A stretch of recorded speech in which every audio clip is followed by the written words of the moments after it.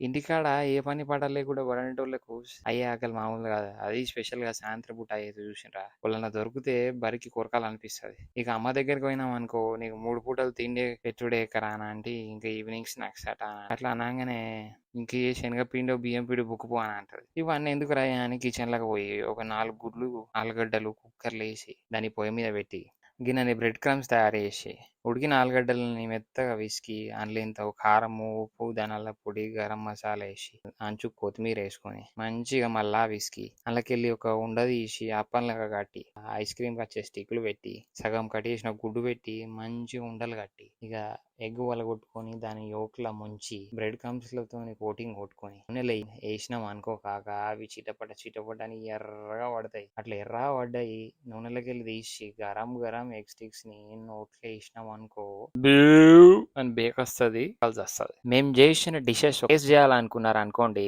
Comment లో yes అని కొట్టుండ్రి, ఒక 10 మందికి షేర్ చేయండి. కమెంట్ చేసిన వాళ్ళ 10 మందిని ఒక మంచి దావత్కి పిలుస్తాం. కళ్ళు మీది, స్టఫ్ మాది.